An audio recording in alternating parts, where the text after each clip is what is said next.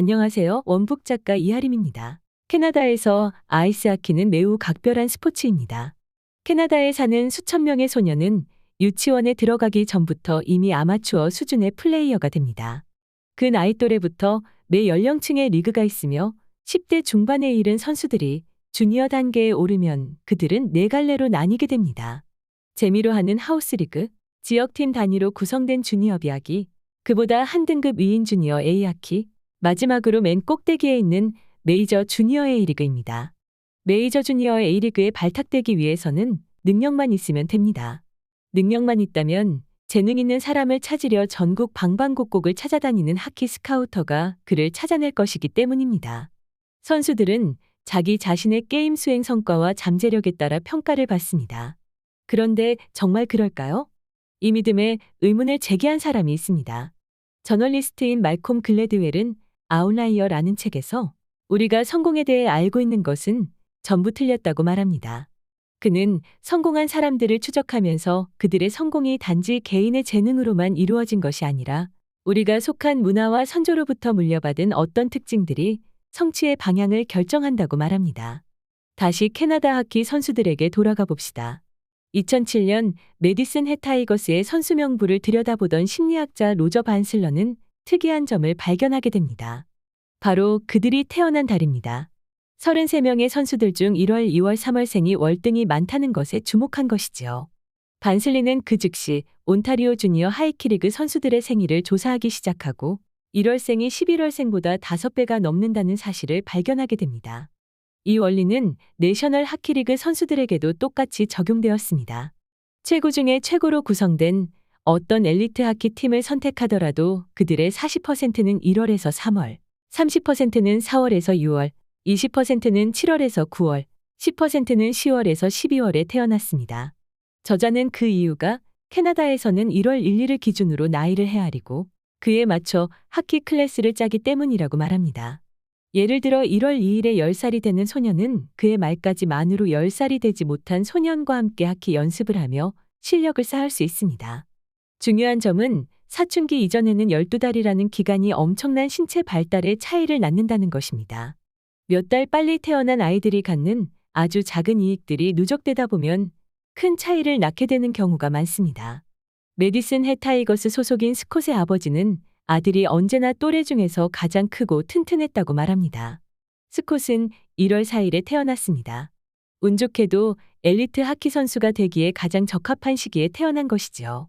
또래 중에서 가장 큰 아이라는 이점이 하키 연습을 할 때마다 자신감과 성취감을 불어넣어 주었을 것입니다.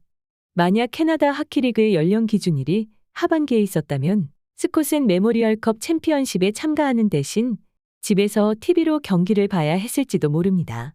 그렇다면 우리가 성공할지 말지는 타고난 재능보다는 언제 어디서 태어났느냐에 따라 달려있는 것일까요? 1월에 태어난 모든 하키 선수가 프로 레벨에 도달하는 것은 아닙니다. 저자는 재능 더하기 연습이 필요하다고 말합니다. 심리학자들은 재능 있는 이들의 경력을 관찰하면 할수록 타고난 재능의 역할은 줄어들고 연습이 하는 역할이 커짐을 발견했습니다.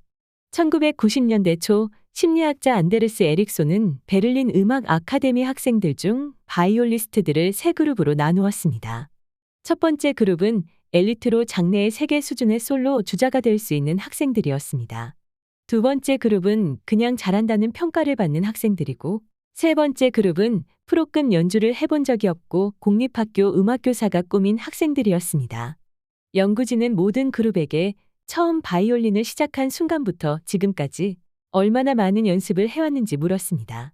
세 그룹 모두 5달 전후에 연주를 시작했고 초기 몇 년간은 대략 일주일에 2~3시간씩 비슷하게 연습을 했습니다. 하지만 8살이 될 무렵부터 변화가 나타났는데요. 반에서 가장 잘하는 아이는 다른 아이보다 더 많은 연습을 하였습니다. 9살 때는 일주일에 6시간, 10살에는 12시간, 14살에는 16시간, 20살에는 일주일에 30시간을 연습했습니다. 결과적으로 20살이 되면 엘리트 학생은 모두 1만 시간을 연습하게 됩니다. 반면 그냥 잘하는 학생은 모두 8,000시간, 미래의 음악교사는 4,000시간을 연습합니다. 에릭손과 그의 동료들은 피아니스트들을 대상으로도 실험을 해봤지만 결과는 마찬가지였습니다.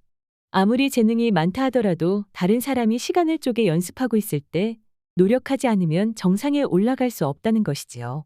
여기서 바로 그 유명한 1만 시간의 법칙을 만나게 됩니다.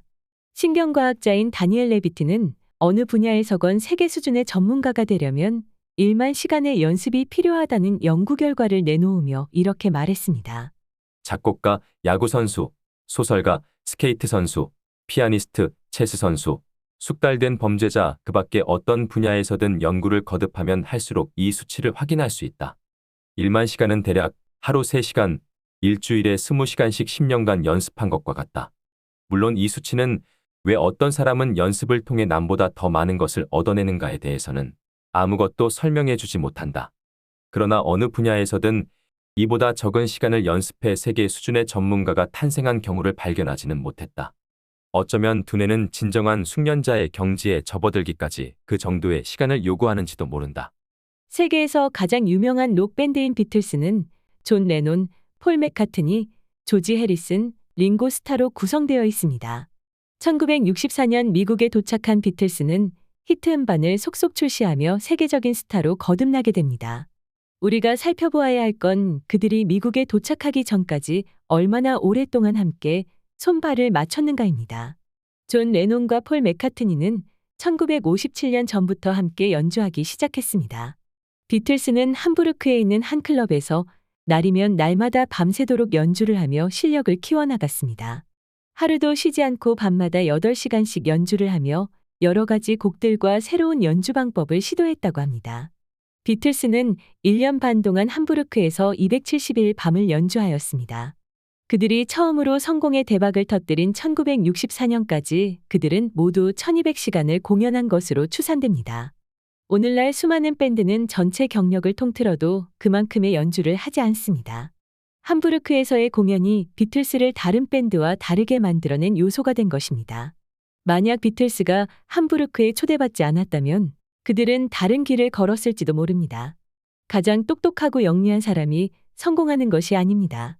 세계적인 부자인 워런 버핏은 자신의 성공을 난소 복권에 당첨된 덕분이라고 말합니다.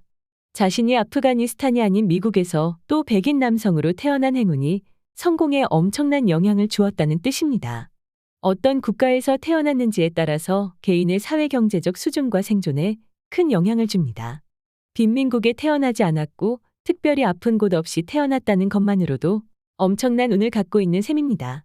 우리가 태어난 대한민국이라는 나라는 환경적으로 보면 이미 수많은 다른 나라 사람들보다 한 발 앞서 있는 상태입니다. 만약 여러분이 아프리카나 중동에 있는 국가 중 한 곳에서 태어났다면 학교에 갈 기회조차 없었을지도 모릅니다. 하지만 좋은 환경에 태어났어도 좋은 기회가 주어졌어도 탁월한 재능이 있다 하더라도 1만 시간의 노력이 없으면 성공하기 어렵습니다. 보통 사람들의 범주를 뛰어넘는 아웃라이어는 끈질기게 노력하여 성공을 이루어냅니다. 그러므로 성공하기 위해 우리가 도전해야 할 건 딱 하나, 목표를 이루기 위한 충분한 시간의 노력이 아닐까 생각합니다. 오늘 한 권의 책은 아웃라이어였습니다. 감사합니다.